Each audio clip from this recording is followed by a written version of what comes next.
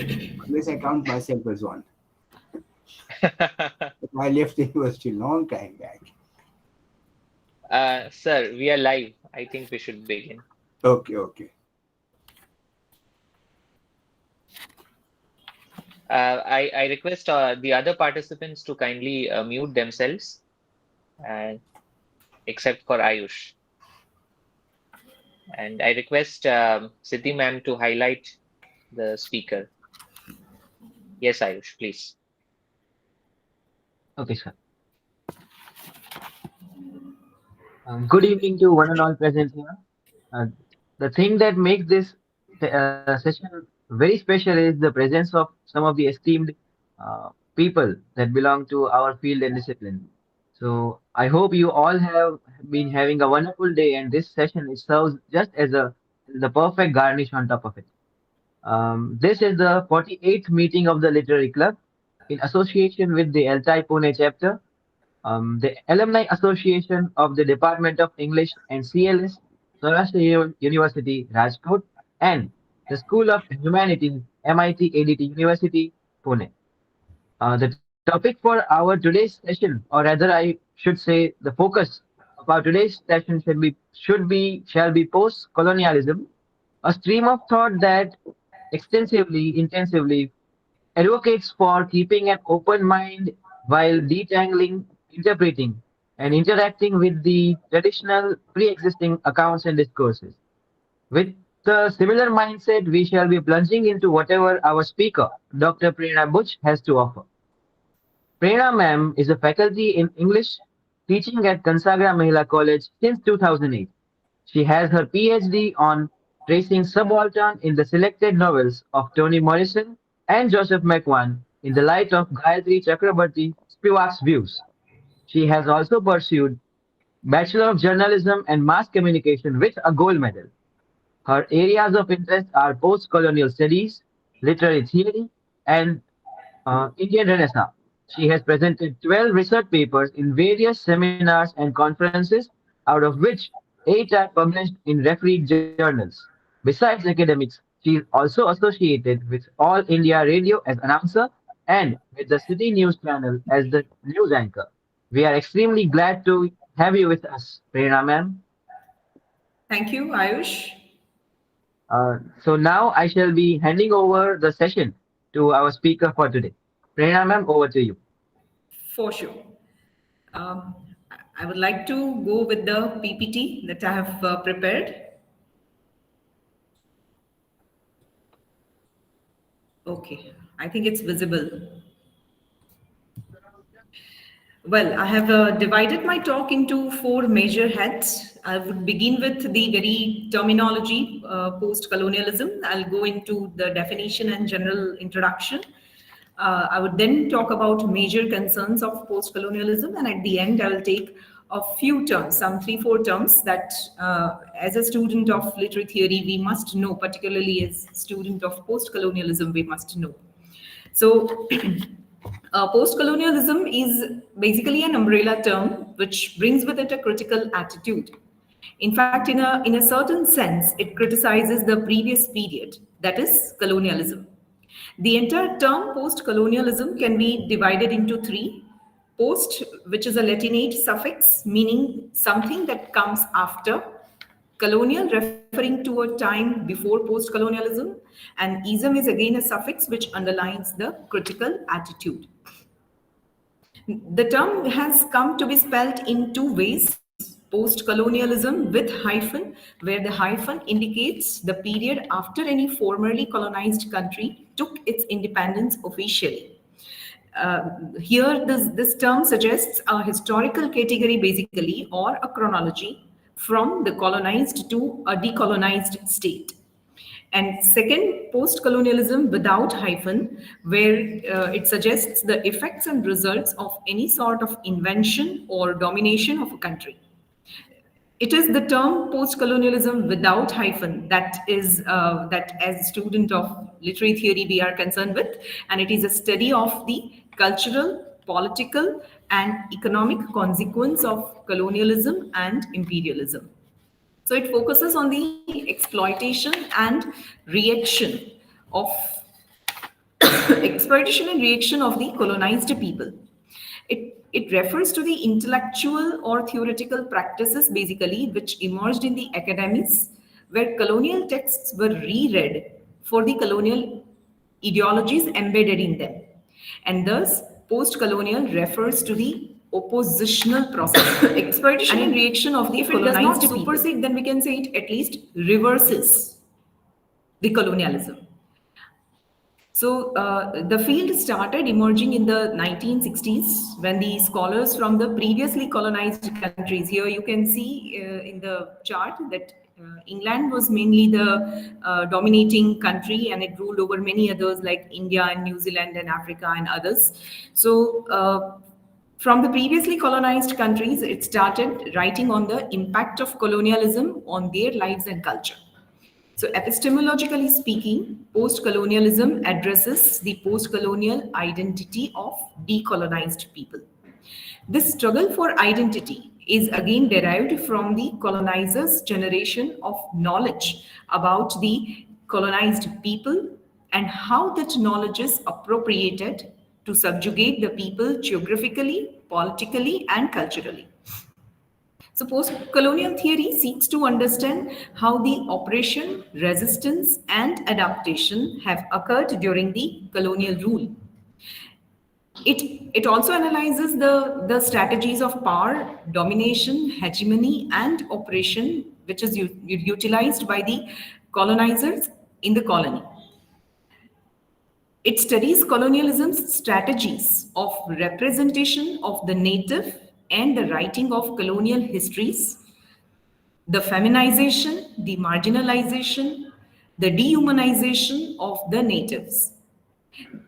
It also talks about the rise of the nationalist or say the nativist discourse, the psychological effects of colonialism on both colonizer and the colonized, and it also investigates the role various apparatuses like English education, historiography, etc. play in the examination of the colonial project.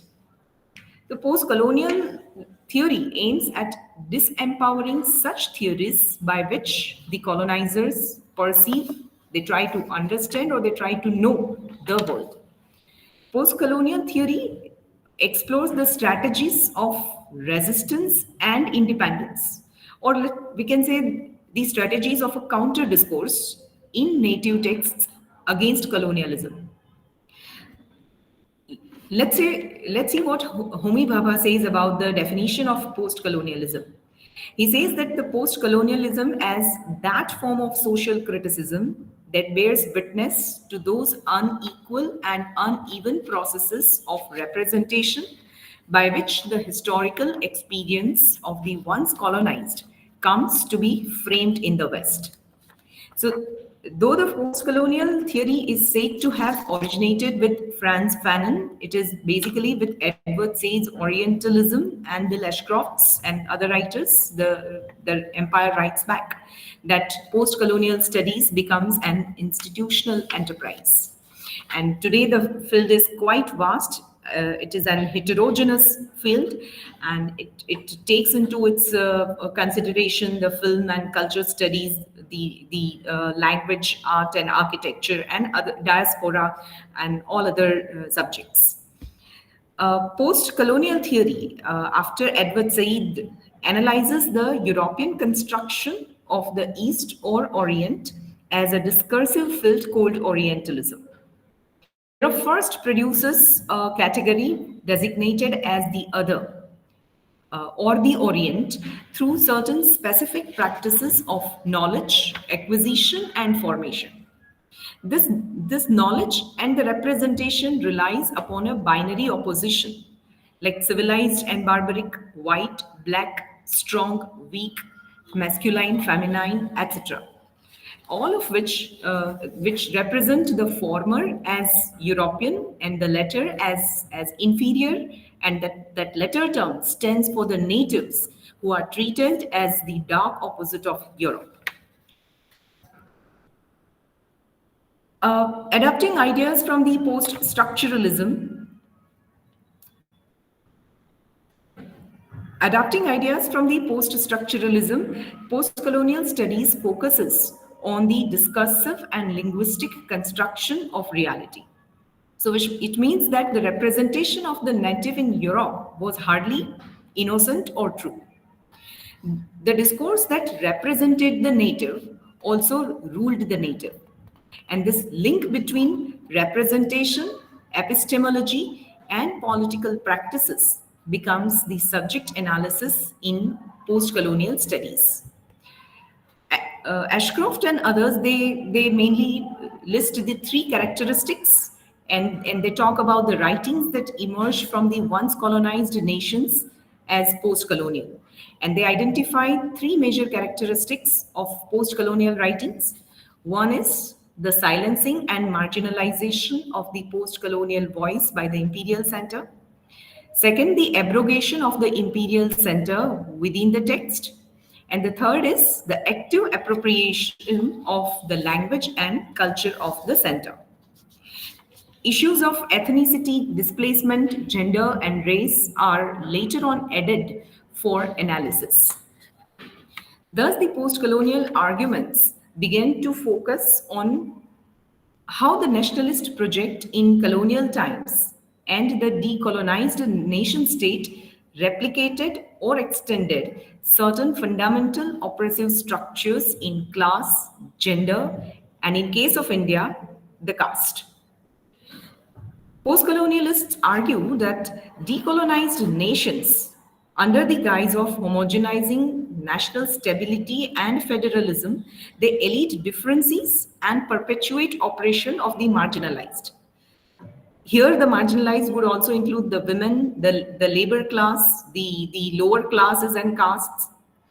This is nothing but replicating colonialism within the nation. So under the rubric of post-colonial studies, we thus have an ongoing attempt to retrieve histories that have been silenced or erased by both colonial and nationalist powers.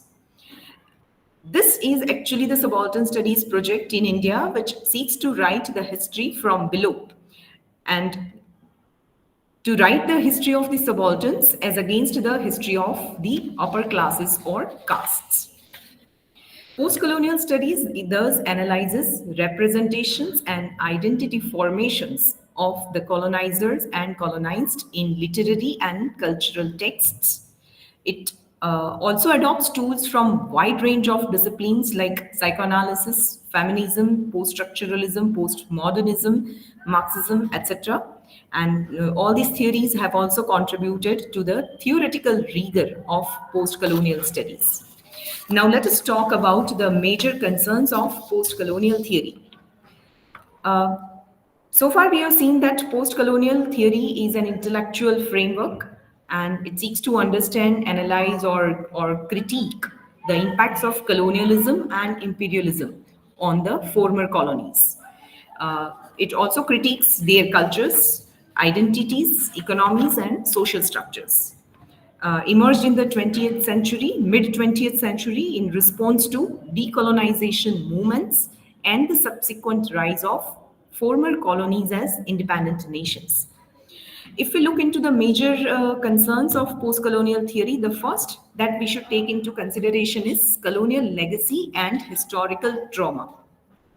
So colonial rule reshaped the societies in profound ways, often resulting in the exploitation of natural resources, forced labor, and the deconstruction of indigenous cultures.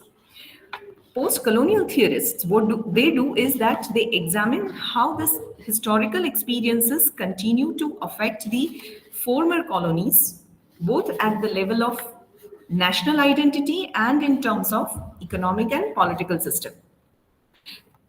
The colonized peoples, they were often denied the opportunity to write their own history. And colonial narratives were constructed to justify imperialism. Now, post-colonial theorists, they aim to recover and reinterpret the histories of the colonized people, focusing on their perspectives, struggles, and contributions that were erased or misrepresented during the colonial rule. The second major concern of post-colonial theory is the distortion of reality. It addresses the colonialism and imperialism as that created false or dehumanizing representation of colonized peoples, their cultures and histories. The colonizers' construction of reality, shaped through language, literature, art, and institutional power, it often sought to present the colonized as inferior, primitive, or barbaric, while glorifying the colonizers' own culture as superior, civilized, and rational. One of the foundational works in post-colonial theory that mainly discusses this particular aspect of distortion of reality is Edward Said's Orientalism. Said argues that the Western or colonial world constructed an image of the East or the Orient as fundamentally different and inferior.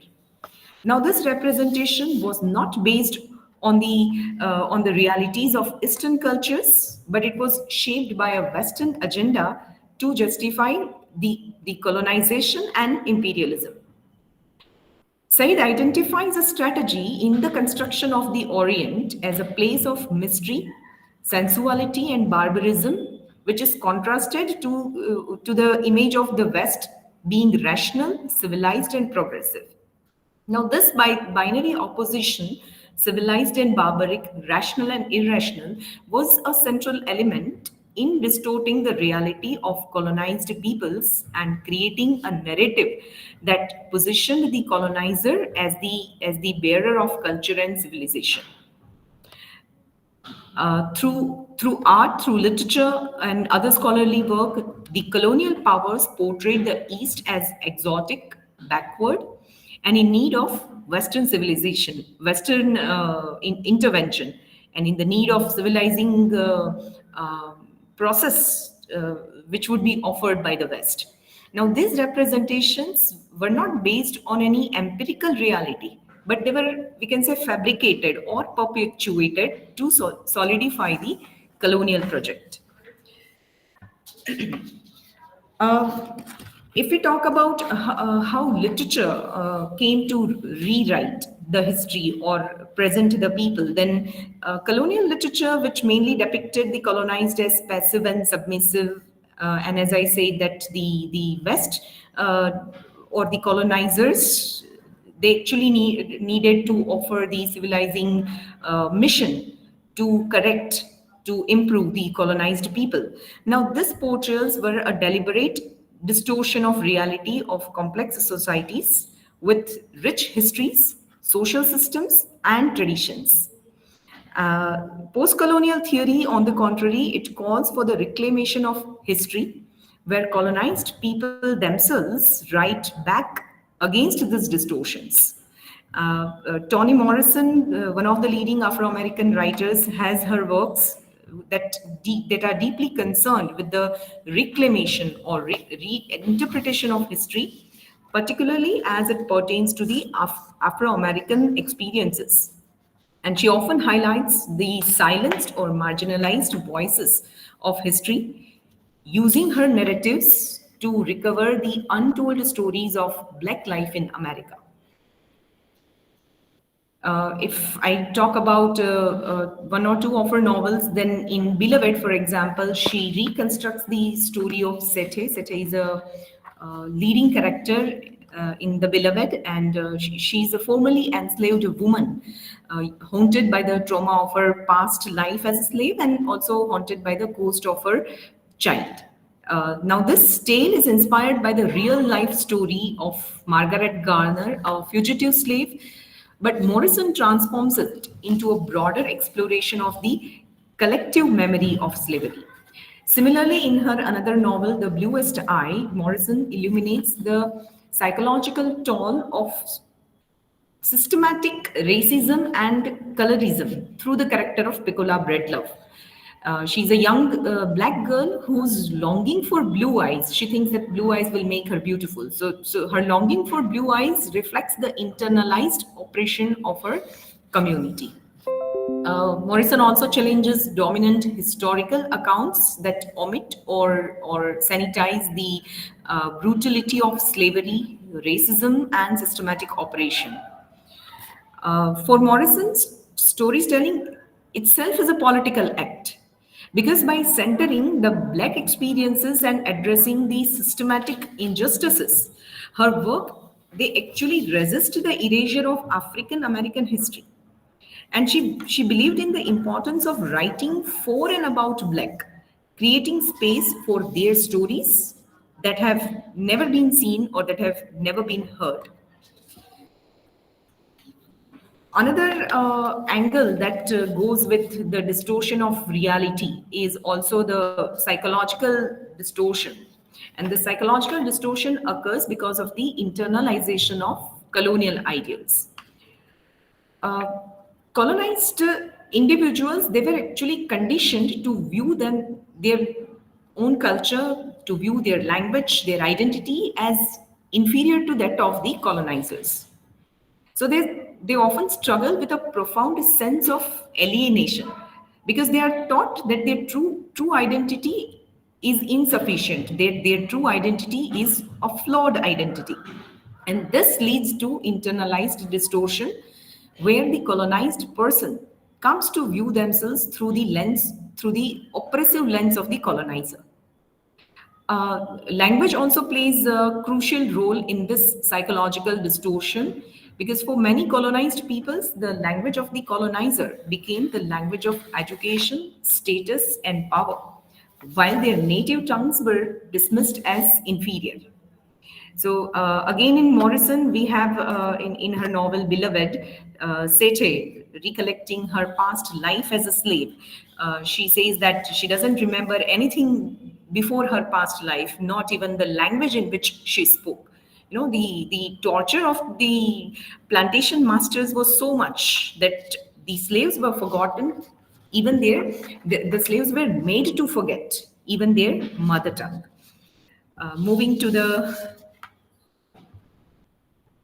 next major concern of post-colonial theory, that is identity reclamation. So, identity reclamation, it examines the cultural, political, and psychological effects of colonialization and the ways colonized societies respond to it. Now, this process involves the recovery, reinterpretation, and reassertion of the identities of individuals and communities that were marginalized, suppressed, or distorted by the colonial powers. Colonialism imposed the external identities on colonized peoples, erasing or subordinating indigenous cultures, languages, and histories. Post-colonial theories view identity reclamation as a way to undo this cultural erasure and resist ongoing force of neocolonialism.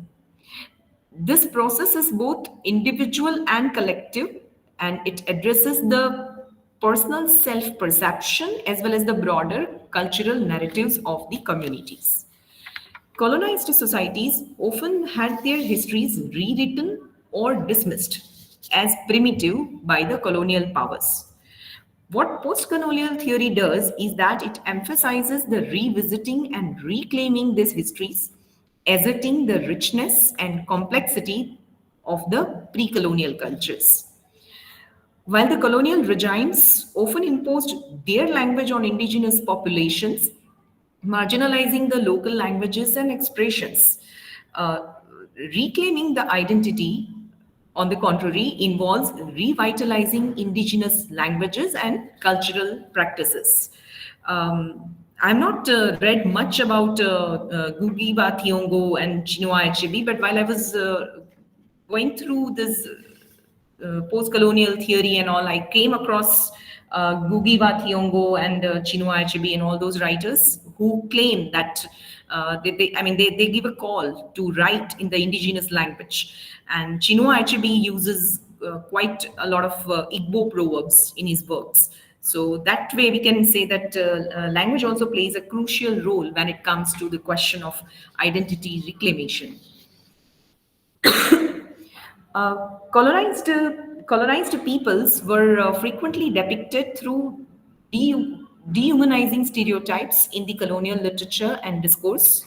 And the post-colonial theory seeks to challenge these representations and replace them with authentic, self-determined depictions of identity. And along with identity reclamation, one more aspect that we must talk about is the concept of hybridity and identity negotiation, let's call it. This concept of hybridity comes to us from the post-colonial theorist Homi K. Bhabha, and he highlights the concept of hybridity, where the colonized people forge new identities that incorporate both indigenous and colonial elements. So, hybridity is actually understood as a process where colonized and colonizer cultures intermingle and create new complex cultural forms. Uh, it is this concept of hybridity that actually dissolves the binary opposition of us and them. And it reveals the fluid and the dynamic nature of cultural identities. So this concept is also suggests that colonialism is not a one-way imposition, but is instead a process of mutual interaction and negotiation. Uh, Another thing that, another characteristic that post-colonial theory takes into account is resistance and subversion. Because when the identity reclamation takes place, it also involves first the resistance and thus then the subversion and the identity reclamation. So it examines the historical, cultural, and political legacies of colonialism and imperialism, and these concepts of resistance and subversion, they address how colonized people and societies, they challenge, disrupt, and redefine colonial authority, colonial power structures, and cultural hegemonies. So post-colonial theory explores how colonized societies have actively resisted colonial rule through uprisings, rebellions, and organized movements for independence. It also refers to cultural resistance. Colonized people have resisted through cultural practices such as preserving indigenous traditions and languages, identities, despite efforts to assimilate them into colonial norms. Uh, it also reminds us of the subaltern resistance. Scholars like Gayatri Chakravarti Spivak, they interrogate whether the subalterns or all those who are marginalized and oppressed, peasant class, labor class, women, all that she takes into the definition of subaltern, can they really speak? Can they effectively speak and resist within the frameworks of the dominant colonial discourses? And her seminal essay, Can the Subaltern Speaks, examines this very complexity of voicing the resistance uh, without being co-opted by colonial or neo-colonial structures. And post-colonial literature and theory often seeks to recover and rewrite histories that have been suppressed or distorted by the colonial narratives. So subversion occurs as previously silenced voices, they reinterpret historical events from the perspective of the colonized. So in this way, resistance and subversion, they become a crucial aspect in post-colonial theory, and whether through literature, language, cultural practices, or political movements. But these concepts reveal the ongoing struggle for agency, identity, and justice in the post-colonial world. The next major concern of post-colonial theory is focus on the power dynamics. So it examines the unequal power relationships between the colonizer and the colonized. So it interrogates the ways power is exercised, the way power is maintained and resisted in the context of colonization and its aftermath. So the theory explores how the colonial powers established and sustained dominance over colonized people, and how these relations continue to shape societies, identities, and global structures in the post-colonial era. Uh, when we say power in post-colonial context, then it extends beyond the political control, and it also includes the cultural, economic, linguistic, and epistemological dimensions. So post-colonial theorists examine how colonial systems embedded hierarchies that privileged the colonizers' worldview and relegated indigenous perspective to positions of subordinated or even to the extent of erasure. So these dynamics are crucial for understanding the lingering effects of colonization and the challenges of decolonization. So when colonial regimes imposed racial, cultural, and economical hierarchies to justify the domination, we are again reminded of Edward Said's concept of Orientalism, which reveals how Western powers constructed the East as other, reinforcing a dichotomy between the civilized West and barbaric East, as a practice to legitimize the colonial rule. These hierarchies were perpetuated through the institutions like education and law and governance and all others, which often excluded the indigenous marginalized people. Colonial powers maintained dominance by controlling cultural narratives also.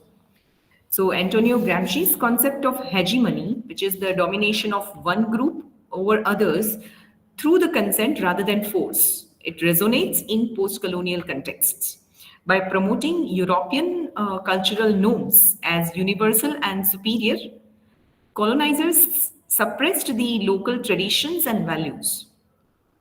Language again here also plays a pivotal role in this hegemony, because the imposition of English or French, it displaced the indigenous languages, and they framed the indigenous languages as inferior or obsolete.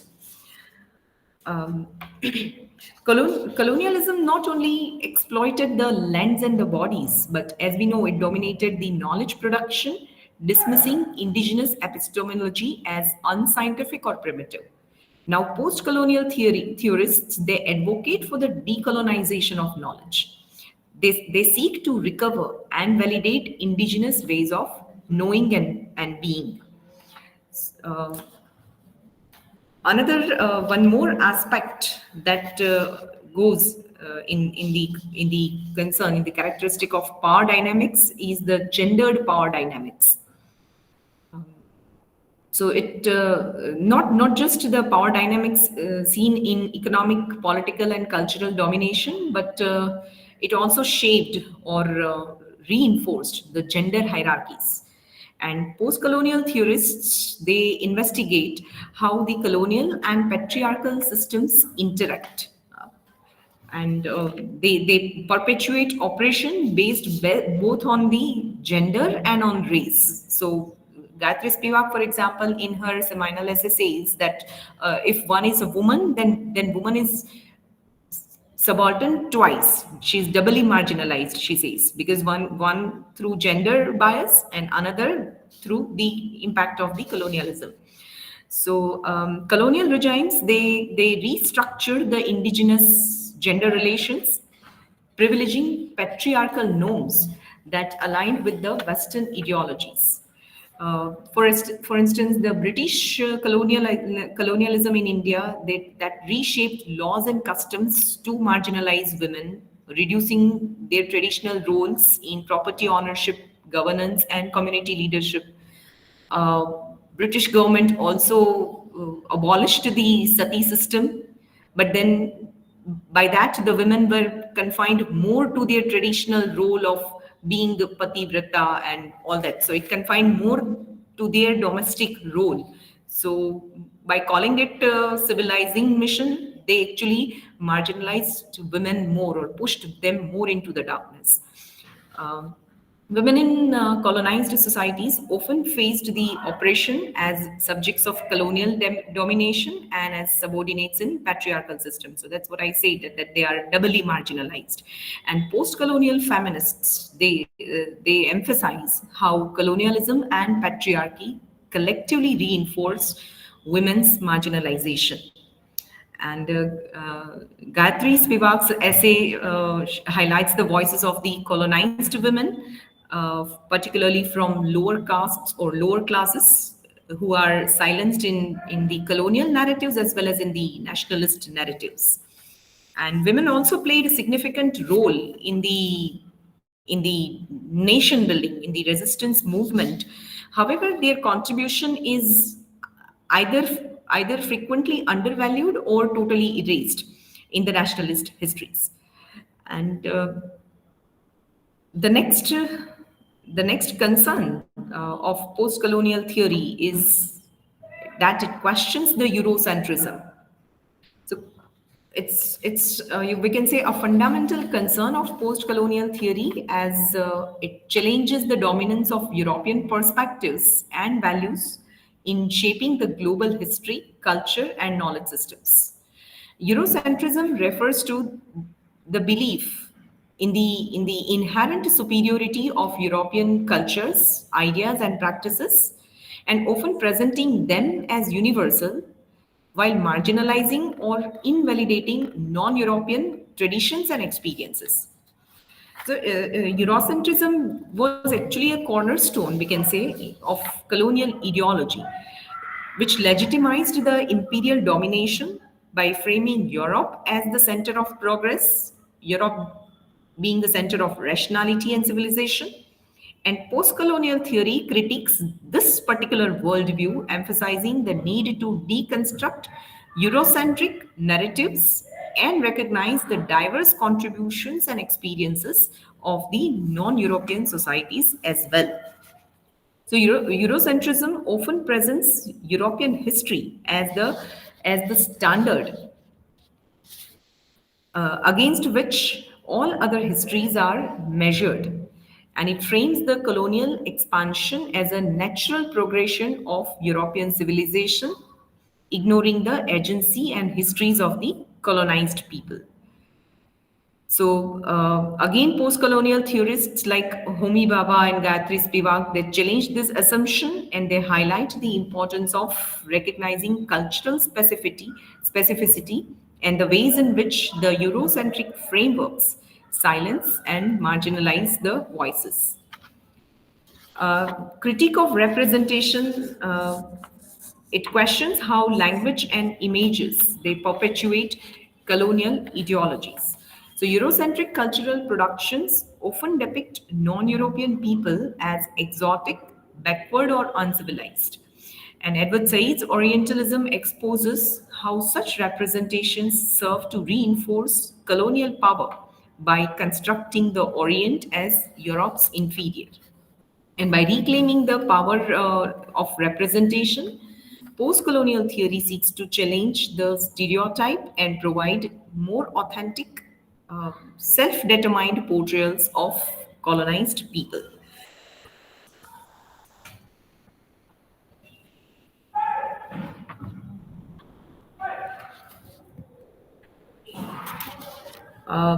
One more major concern of post-colonial theory that we come across is the psychological effects of colonialism. Though, of course, I talked about how the psychological trauma takes place to the colonized people sometime before. But like post-colonial theorists, they explore the psychological effects of colonialism.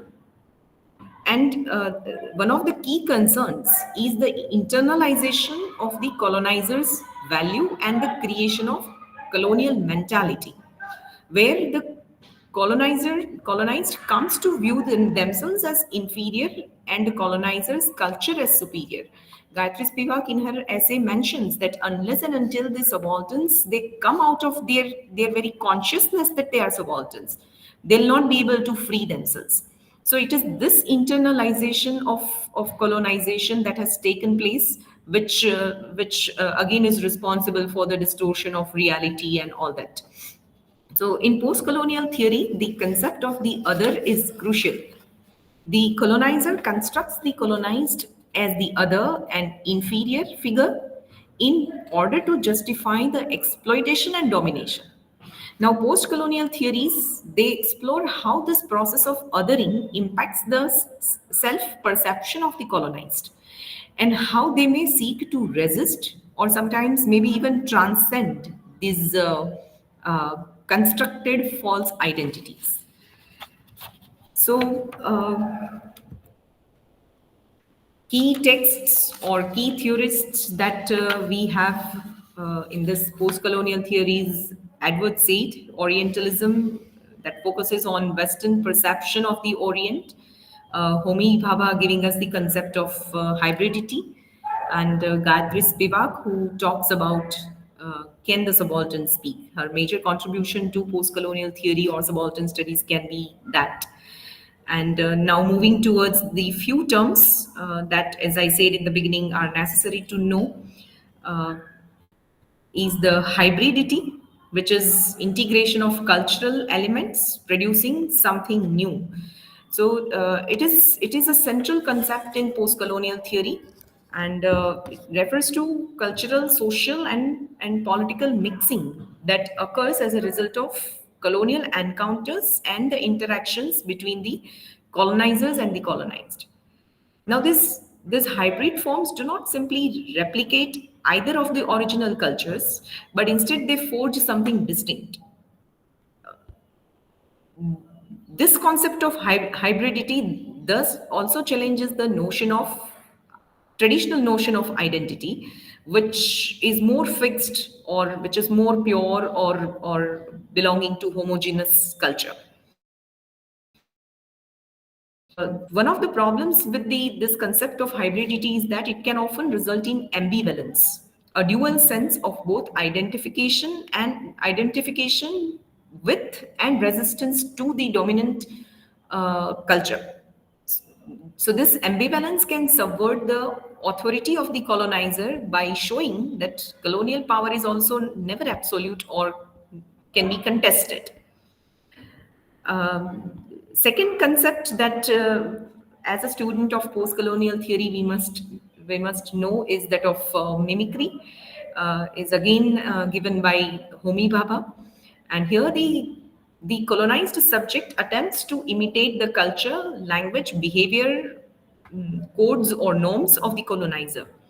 This imitation is never complete, and it results into a complex dynamic of similarity and differences, which can uphold or undermine the colonial authority. So mimicry can also undermine the colonial authority by highlighting its inability to fully transform or control the colonized subject. Now, this failure of complete assimilation reveals the limits of colonial dominance, and it can also result into psychological trauma or confusion or alienation and so on and so forth. And the example of mimicry we find in Toni Morrison's The Bluest Eye. The example I gave some time before, Pecola Breedlove, the central character, who's longing to have the bluest eyes, because that the bluest blue eyes is the mark of the beauty and acceptance in the American society. And she says that if she has blue eyes, that will make her beautiful and that will make her loved and respected in the society. So she prays every day, every night to have the blue eyes. The instance of resistance that takes place is that she is given a white doll to play with. She's a child, Pecola Breedlove. She's given white doll to play with. She at one point of time in the novel, she breaks that white doll to search where the beauty lies. So this is what the concept of mimicry and how the resistance takes place, we can say. And third term that we must know is double consciousness. That term has been given to us by W.B. Du Bois, and it describes the internal conflict experienced by the marginalized individuals who navigate between their own identity and the perception that is imposed upon them by a dominant oppressive culture. So this concept was originally applied to the Afro-Americans in the United States, and then widely adopted or adapted in post-colonial and critical theories to explore the issues of identity, alienation, and self-awareness, and all those things. And the last term, which is again very important, is subaltern. Antonio Gramsci has first used this term to describe the groups in society who are subject to the dominance of ruling class, and they do not have access to hegemonic power structures, or they do not have the platforms to voice their concerns. And for Gramsci, the subaltern groups, they often struggle to achieve political consciousness and solidarity due to their fragmentation and marginalization. So, from this, the concept is adopted by the post colonial theorists, and it has been broadened. The concept has been broadened to refer to the populations in the entire colonized regions who are systematically excluded from the power structures, from their socio-economic setup, even the representations in narratives, and so on and so forth. And when it comes to Gayatri Chakravarti Spivak's and her essay, then she includes all the indigenous people, women, peasant class, working class, poor in the post-colonial societies. And her idea is that, I mean, her main question is that, can the subalterns really speak in a way that they can be heard or understood within the dominant power structures? So her main argument is that the subalterns lack access to platforms where their voices can be heard. And in this slide, she talks about the marginalization of women due to gender and colonial oppression, and also due to uh, lower caste women suffering in the Indian context. So that's all I have to share with all of you. Thank you.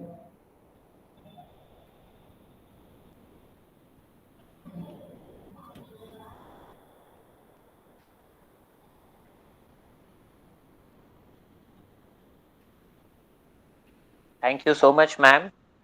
Yeah, Ayush is here. Back.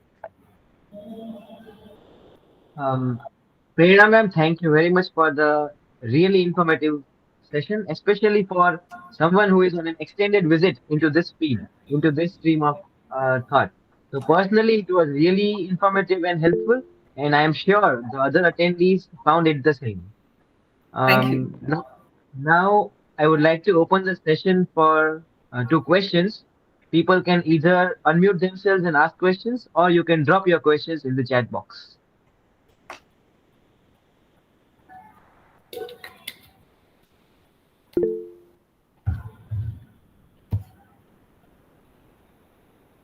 Somebody has raised a hand, I think, Ruksar Pathan. Yes, ma'am. Am I audible? Yes. Ma'am, no, I do not have a question. But as you were discussing some terms related to post-colonialism, I would also like to add one more term to the same. Not exactly and not as closely related to post-colonialism, but it has affinities with the things that we have been discussing. So, as you discussed and you mentioned the double marginalization of women under post-colonialism, as they are marginalized by patriarchy and they are also marginalized by colonialism. So, here I would like to introduce a term that specifically discusses this double and triple marginalization of not only women but any subject, whether it is subaltern, whether it is under the umbrella of post-colonialism, whether it is a mixture of racism, casteism, class, all these things, and that is called intersectionality.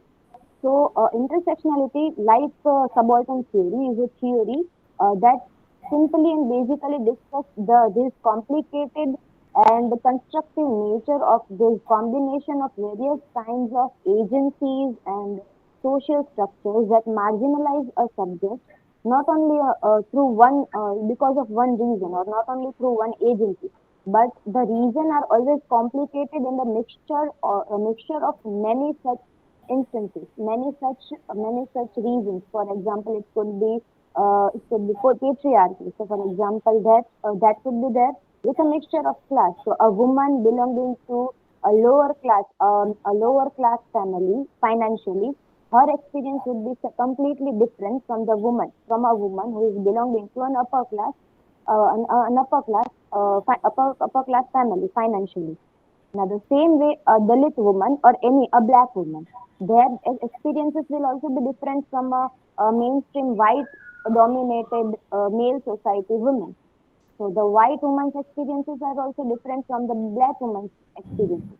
So, this double marginalization of various agencies and various reasons, that is how we call it intersection. At the intersection, a subject is standing there, and these agencies, these circumstances, they all contribute together to their marginalization and impact their progress.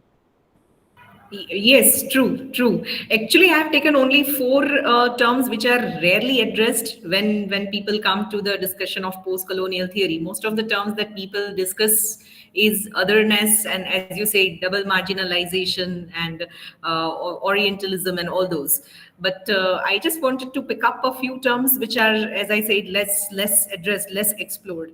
So double marginalization, yes, intersectionality, even feminism, diaspora, these are all the various concerns under post-colonial theory.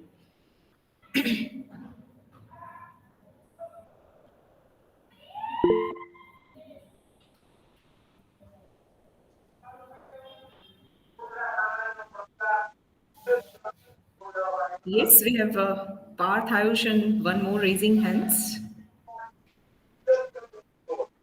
Yeah, we leave it to Ayush whom to take first. You're mute, Ayush. I would like to give the privilege to Navya. You may go ahead and ask your question. Thank you, Ayush. Am I audible? Yes. While you were discussing about mimicry, I was reminded of the concept of mimesis given by Plato. So, in mimesis, he says that poets or any work of art is twice removed from reality because reality is inaccessible to men. So, when we talk about third world nations trying to, let's say, take the models of colonizers, we are actually like the poets from the third world nations can actually be claimed as thrice removed from reality. This is True. just an observation. I would like to know your comments on it. True, but is that imitation worth? Question one. Thrice removed from reality. If you find that white beauty is the only standard, then that kind of imitation would actually demean you more. That's what I said. It pushes you more into the darkness. And again, imitation of any sort, whether it is it is a first copy of the original, twice or thrice removed from reality, but imitation is never fully possible, because Yes, ma'am. one is a social and cultural construct of the native land and native culture one belongs to.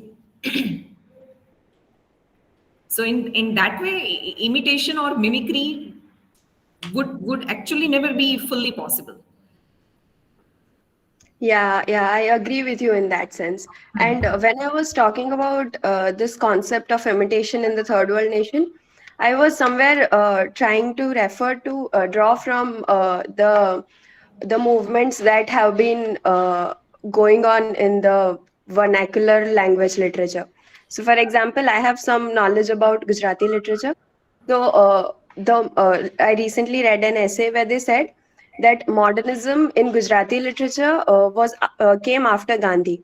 So, Gandhi did not allow modernism to enter in literature. But at the same time, there was this air of modernism going on in Bengal. So what happened in Bengal is that a lot of poets, the Bengali poets, were borrowing from Rilke and Baudelaire, and they were trying to write in the modernist techniques. And from Bengali poets, the Gujarati poets drew inspiration. So such inspirations or imitations have been happening from the colonized nations in the Indian literature itself. True. But I would take you to a movie, Naya Daur, if you have seen. If you have not watched, you must watch. There, if somebody from abroad comes to the village and he has learned a few technologies and he has all the latest, knowledge of using the latest machines and equipments in the factories and cutting the woods, and also what he does is he transfers the manual labor to machine work. Now, he calls it progress, advancement, modernism. People are happy, oh, we don't have to do so much of labor, we don't have to undergo the toil and all that. Let us replace, let us have the machines. Our work will be done 5 times faster if we have the machines. So they install. Once they install, they realize that now their requirement is also not there, because their manual labor has been replaced by the machine work. So they become jobless. So this is what the colonization does. This is what the modernism does. It's not that we are against progress, but this aspect also we need to keep in mind. So maybe when Gandhi denied modernism, he had this somewhere at the back of mind. Again, there are critics who say that had Gandhi lived in our times, he would have changed his opinion. Yes, ma'am.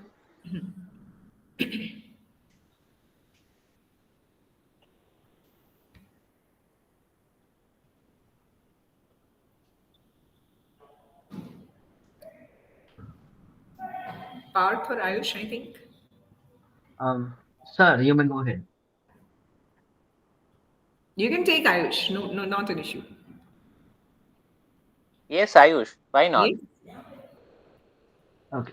So, ma'am, the question that I had, so when we talk about the subaltern theory under post-colonialism, it is usually talked that the the people on the other side, they are suppressed and they are oppressed.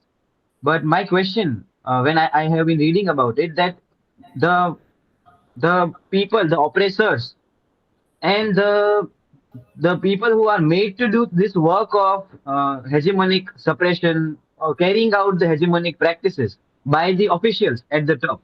So could there be, is there a scope of studying the psyche, the effect of this kind of work that is being that these forces they are forced to do?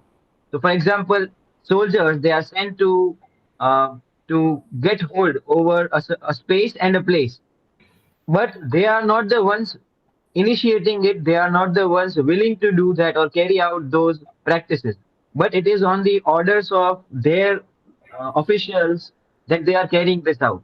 So the mindset, what do they go what kind of suffering they go through by inflicting things that they are not willing to inflict on the the indigenous people.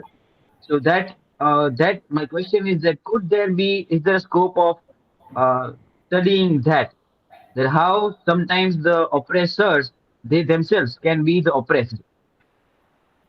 Okay.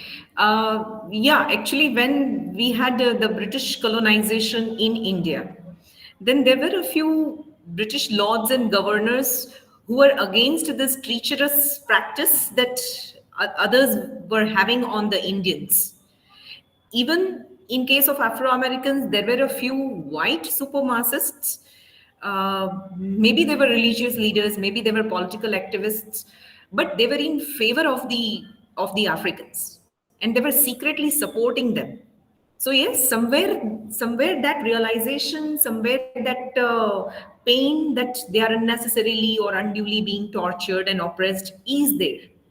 But I don't know whether any literary work has come to be written on that. I don't have any knowledge of that.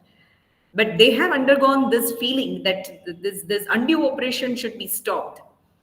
And that's why the Africans in America got the political rights, and then they got the right to vote and some identification. We in case of India, our own people, Ambedkar, for example, who took the main lead in giving space to the Dalits. But in case of Africans in America, they were the white masters, the pure Americans who mainly fought for them and included them into the mainstream. Thanks, ma'am.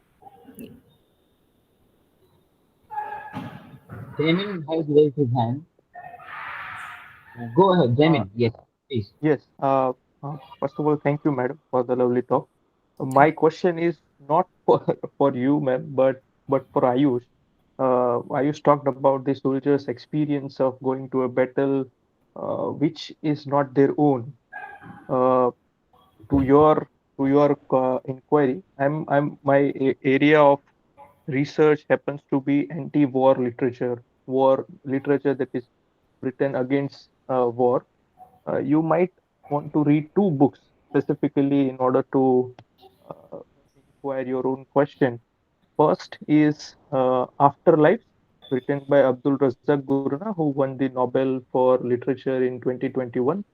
Second is uh, uh, uh, At Night All Blood is Black by David Diop. Uh, that book won the International Booker Prize in 2021. It is translated by Anna Maskovich. Uh, there are there are already studies happening in order to uh, document the experience of soldiers who are fighting battles not of their own. Um, One of the chapter that I'm going to write is on that same topic. So what I'm going to do is I'm using applying certain theories in order to document their experience. At Another novel written by German writer, uh, All Quiet on Western Front. Recently, Netflix adapted that into a film. You can also watch that. That will answer your queries if you want to know more about it. That novel is by Definitely. Eric Maria. What's the name? Yes, yes, Eric Maria Remarque. Yes. Okay. And by the way, I'll just take a minute because I'm supposed to speak for a few minutes later. Uh, there is a very comic but excellent presentation of the anti-war sentiments in Joseph Heller's Cash 22. Yes, Catch 22. That's Eric Maria Remarque and Joseph Heller both are my primary works. Yeah, You can also go on to read the novel which inspired Catch 22. That was a Jacques novel written by Hirosello Hessek, yeah. titled as The Good Soldier Sweat. It's a wonderful mockery of the bureaucracy of the military war. Thanks, Jamin. Thanks. Thank you very much. Parcel. Yes. Yeah. First of all, thank you so much, Prerna ma'am, for a very, very lucid presentation. I believe it was all that our students of PG and research scholars required for an initiation into the topic. It is indeed, um, I mean, I feel so happy that the talk is eliciting such interactive responses, from the participants.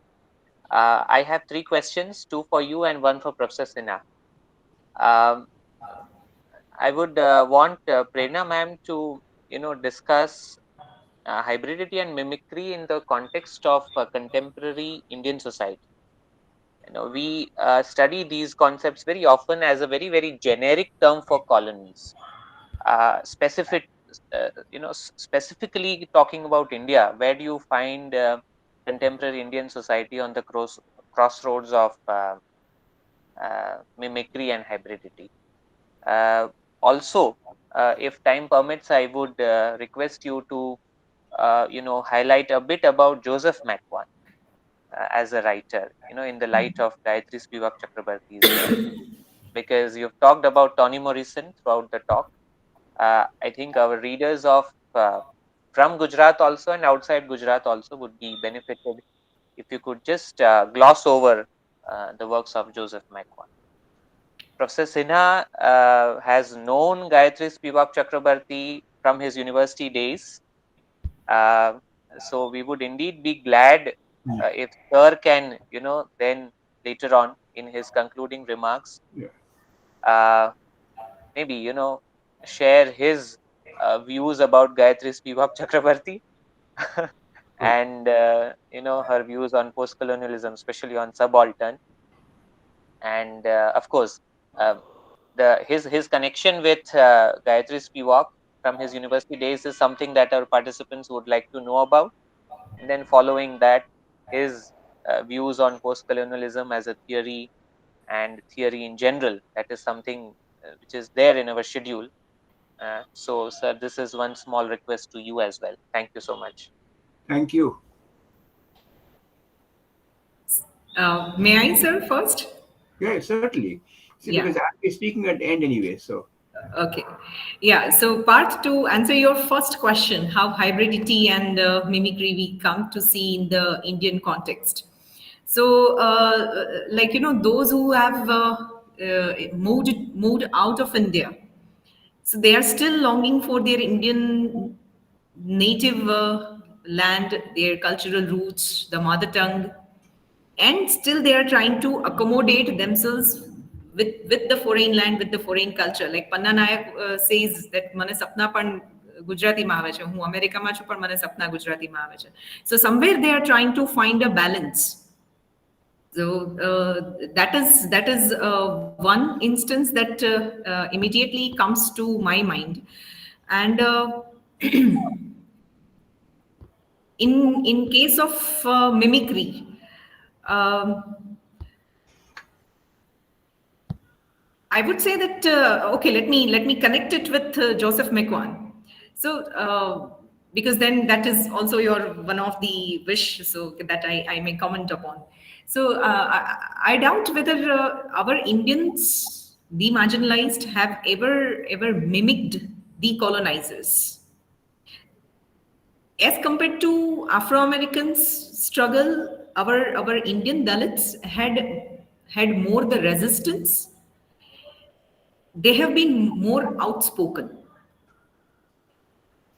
Uh, while the blacks or the Afro Americans, they were made to forget, even as I gave the example of Morrison, they were even made to forget their native tongue, and did not have any space from where they could utter a word.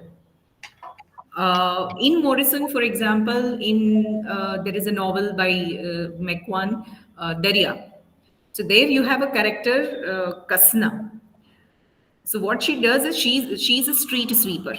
While she's sweeping the streets, one of the persons, I think he's the village head, Mukhi. Yes. So village head addresses Kasna with some abusive term. So she takes up the broom and runs after him to beat him. Now, this is the first instance in the entire locality where a Valmiki girl has gone against the village head. So I don't think that in case of India, at least we see the instance of mimicry. There is a strong resistance. And that's what Gayatri Spivak says, that subalterns have to come out of the sense of subalternity. They have to drop this consciousness. And unless they realize themselves and they answer back, there is no coming out of this taboo. There's no coming out of this dark room that they are put into. And in most of the novels by McQuan, whether it is Angalyat, whether it is Darya or Lakshman Yagni Pariksha, there is a resistance. The subalterns are speaking subalterns. I would say in Morrison they are silenced, and in McQuan we find them speaking. All right. Thank you so much, ma'am. Thank you for Yeah. bringing out that point of difference between, both these writers. Yeah. Thank you.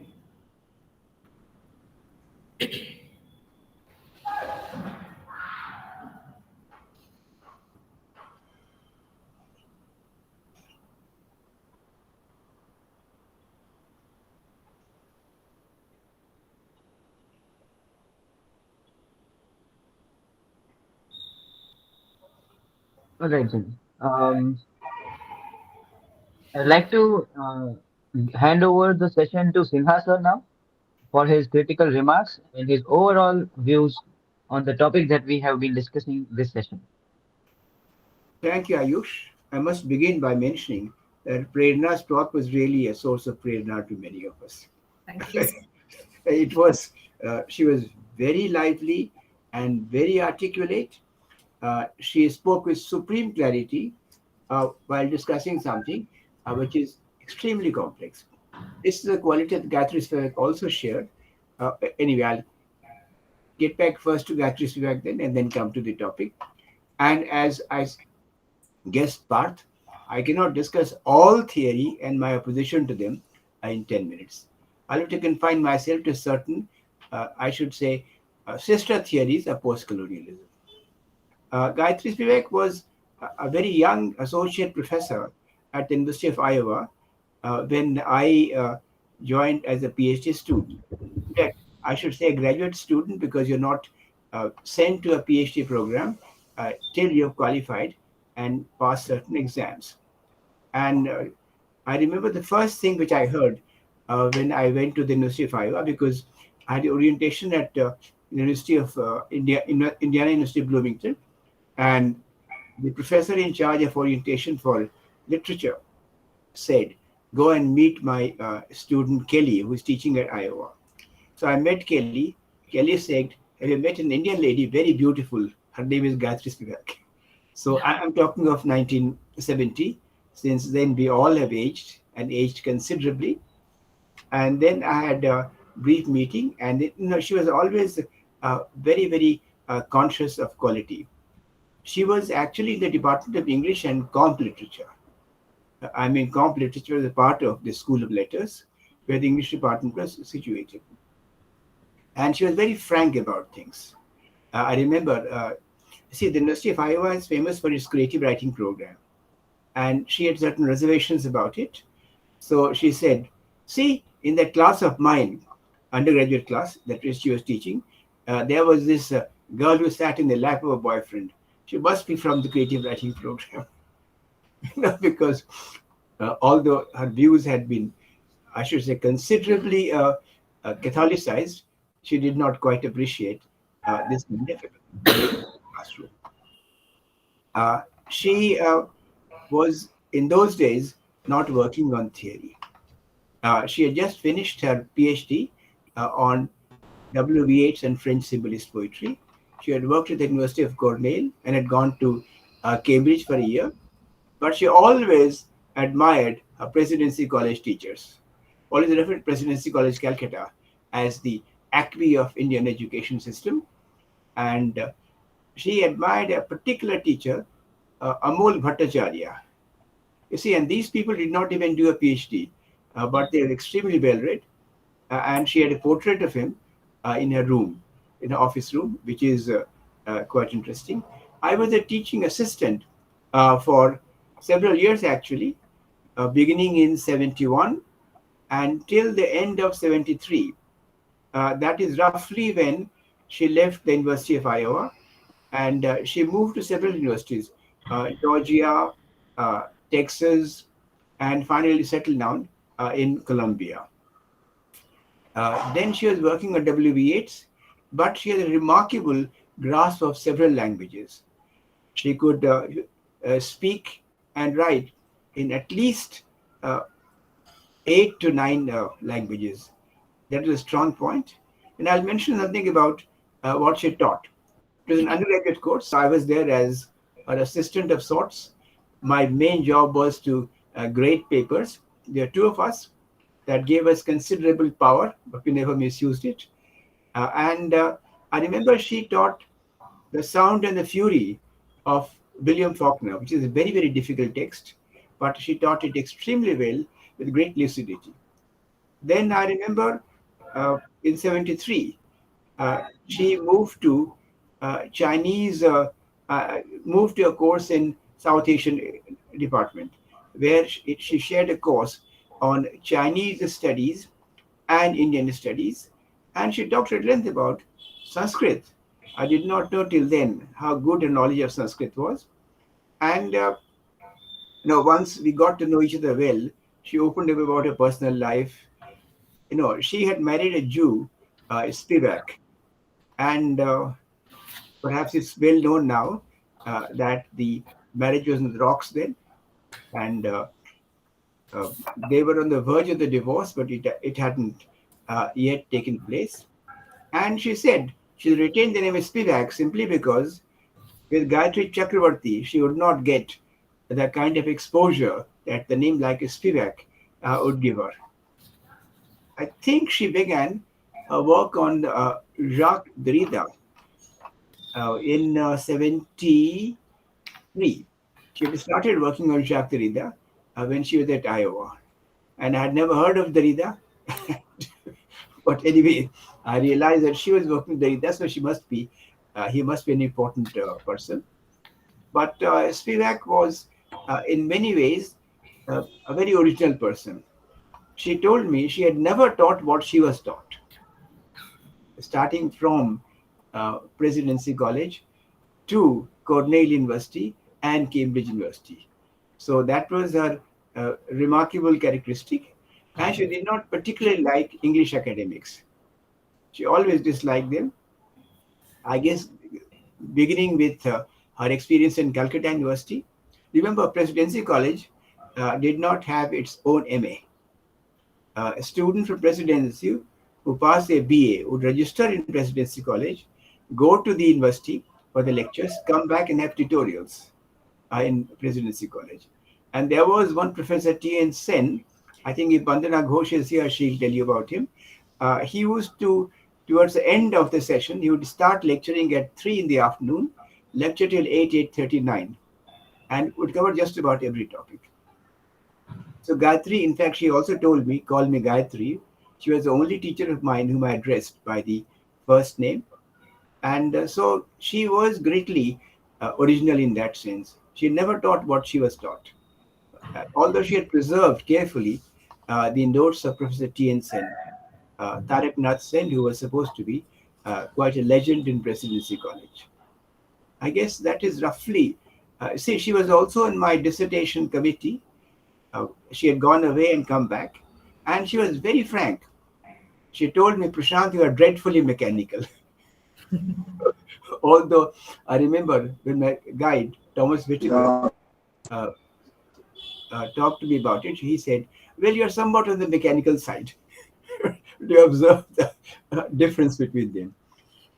Uh, so I think this is roughly what I should talk about her. Now, obviously, what I was given was a tall order. I can't discuss everything about theory. I can just talk about theories which are closer to post-colonialism, because the time span is very, very short. I think my main objection to some of the theories, I'll discuss what is common to many of them, is the opposition to close reading. Almost all these theories oppose close reading. And to me, a close reading of the text is supremely important. This is, I think, partly because, see, I had a lot of training under new critics, or I should say exponents of new criticism, and they believed in close reading. Whittaker himself had worked under Clint Brooks for his PhD at Yale. And you see, Yale in those days was a great center for, I should say, for new criticism. Later, it became a great center for all the opposition to new criticism. But do remember that people like Harold Bloom came back to close reading and wrote about the Western canon. So I'll just talk about some of these things. The first was the opposition to close reading, to the whole idea of a detailed analysis of the text based on what is there in the text. And they don't always present the evidence. I'll give you an example from a text that Edward Said takes up, and that is Jane Austen's Mansfield Park. Remember, Mansfield Park has this young heroine. Her name is Fanny Price. She belongs to a family where the father is no good. He doesn't earn much money. He is a drunken sailor. The mother has to do all kinds of work, and but she has two very rich sisters. The eldest is the wife of the squire, and the second one is the wife of the I should say the pastor. See, because the squires controlled the position of the vicar uh, or the rector in the village. So they adopted her, and After many years, when she goes back to visit her parents and siblings for the first time after so many years, she finds the place very, very small. According to Edward Said, that's an indication of the desire of the English people to expand. They felt the nation was much too small and therefore they should expand. I can counter argue that that shows an urge on the part of the poor people, the working class people, to expand at the cost of the rich people, at the cost of the aristocrats. Let's not forget that the real poor in England were not beneficiaries of the colonial rule. The benefits went mostly to the upper middle class, the traders, the businessmen, the industrialists. Initially, it was entirely a middle class project. When I say middle class, I don't mean people who are economic in the middle. I mean people who earn their living through trade, business, industries, professions, and so on. No, they are the ones who subsidized and controlled the East India Company. Only in 57, when there was a revolt, I would like to call it a revolt, not the Sepoy Mutiny as the British called it. Then the British crown took it over, and Disraeli soon declared Queen Victoria as Empress of India. The beneficiaries that now were also the upper classes. And remember, the English upper classes were very smart. They realized that through land they can't get much money, so they shifted to industries, started buying shares and so on. Now they are the ones who benefited from the colonial enterprise. When Gandhi went, excuse me, to Manchester, uh, he was besieged by the workers and explained to them that they had nothing to lose by his movement of Swadeshi. The losers were the rich mill owners and the real rich. Excuse me.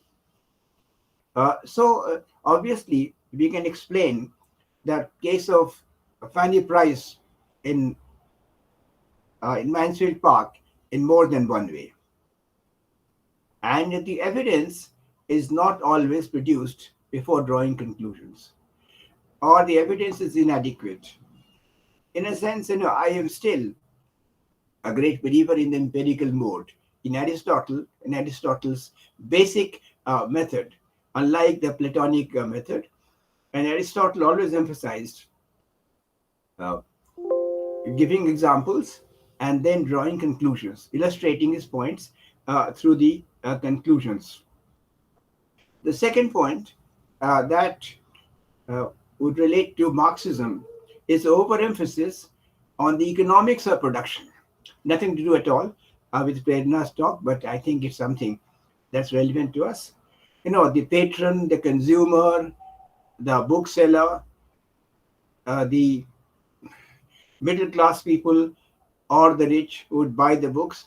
And I think in the process, the core of the book got neglected. And quite often, the writers express themselves. Think of the Romantic movement. Think of Lord Byron, who was not a typical romantic, famous statement: poetry is a lava of the imagination whose eruption prevents an earthquake. After all, he carried, as Arnold said, the pageant of a bleeding heart across all Europe. So obviously, all writing is not deliberate. All writing is not consumer oriented. A lot of writing is an effusive expression, especially thinking of the romantics. The second objection is that they're anti-generic. One thing that seems very logical to me and the theorists, we agree there, is the emphasis on fiction.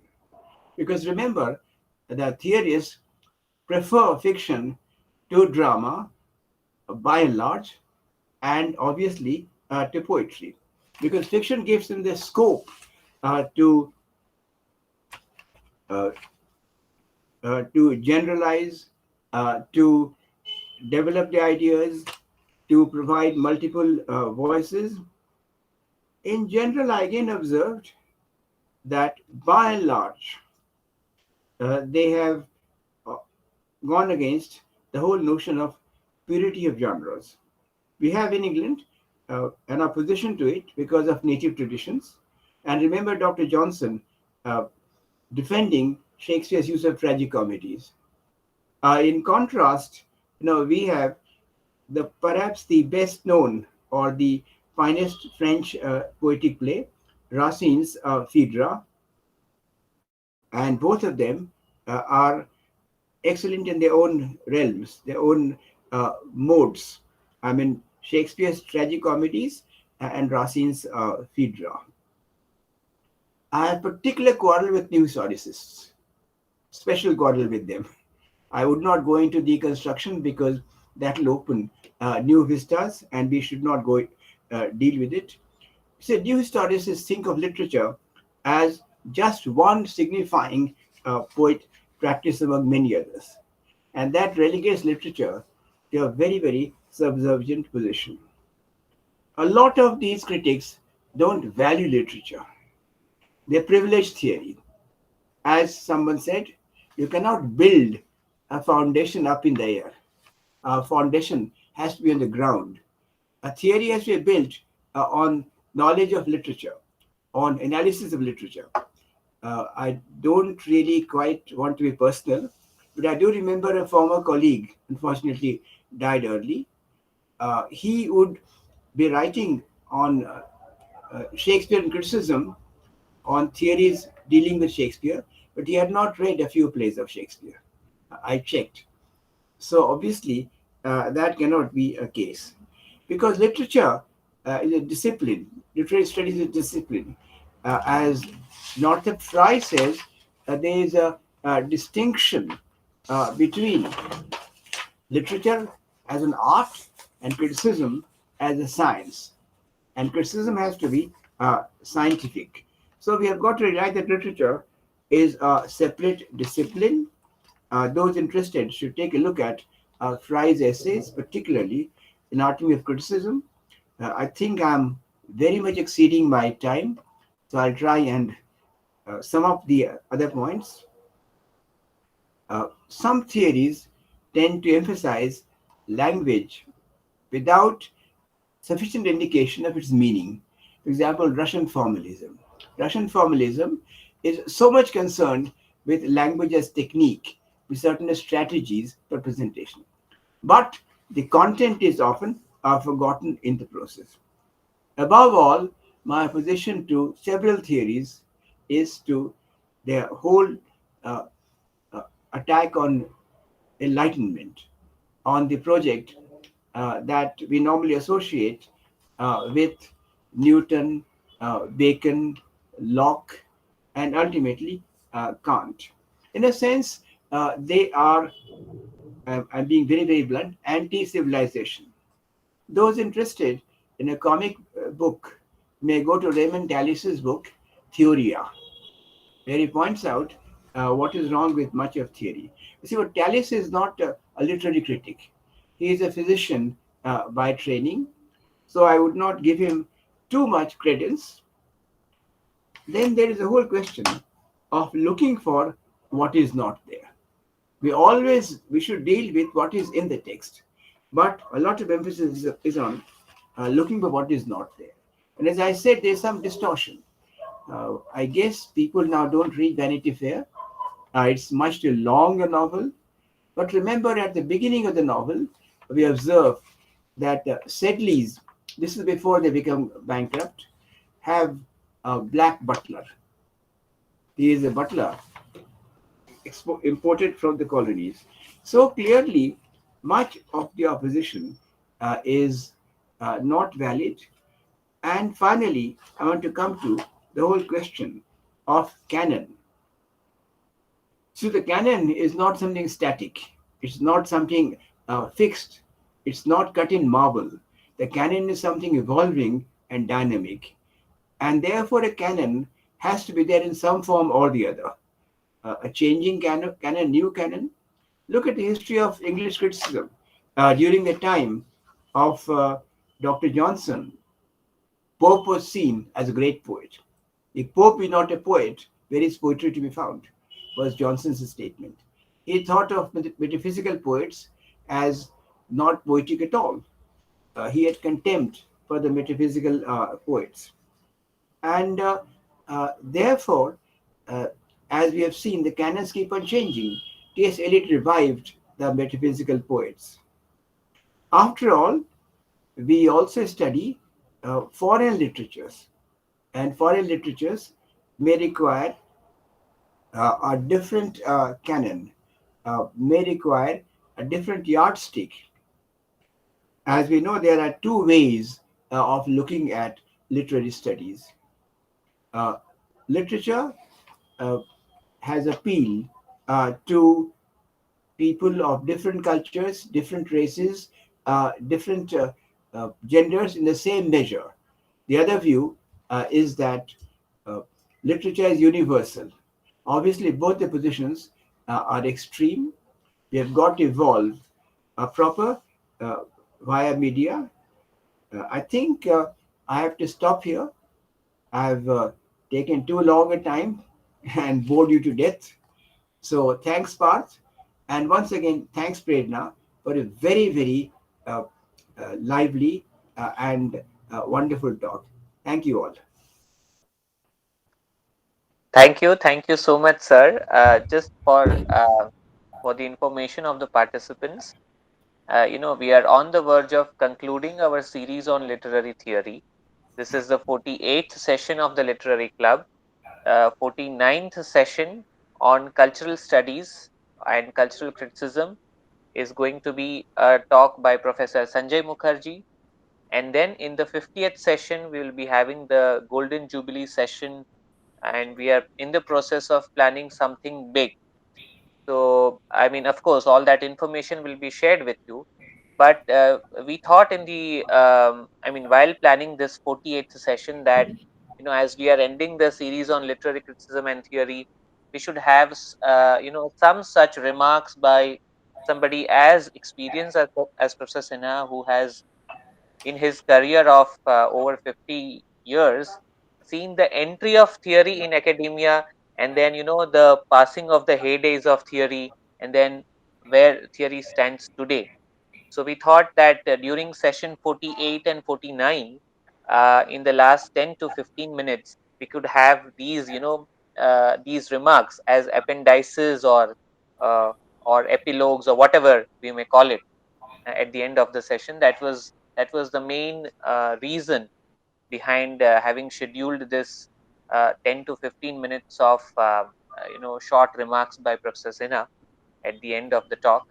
And I hope this serves the purpose of this series better. So I am also done, Ayush, with my announcement of the next session, 49th session. And I would yes, madam. like to apologize the organizers, because this session was supposed to be in the month of December, but I was out of station in the entire first week of December, and after coming back, I had three other events. Since I'm a professional anchor, also, so there was one event to host and other seminar paper to be prepared and all that. So I was not actually getting the time to prepare the PPT for post-colonialism. That became one of the reasons, on small, but so I'm very sorry I disturbed your December schedule. That's okay, madam. By the way, incidentally, Ayush mentioned in the introduction to the speaker that she is also a very senior anchor at All India Radio Rajkot, and today happens to be the establishment Foundation. anniversary of All India Radio Rajkot, the radio station. I think she also has something lined up for that celebration. So, madam, we will not be keeping you held up for long. We are moving towards the vote of thanks. Yes, Ayush.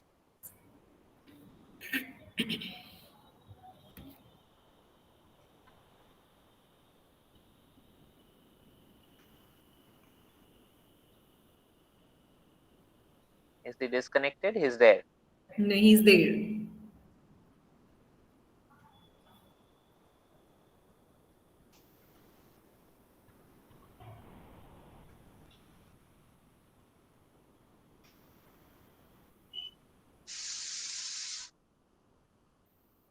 Are we audible to you, Ayush? Yes, sir. Sorry, sir. I had a little bit of a Yeah, network yeah. issue. Please carry on. So, to sum up this session, I would like to once again thank Prerna ma'am uh, to accommodate yourself and adjust to even our schedules and make yourself available for today. And this was a session which I think it will help out the budding scholars who might have attended this meeting.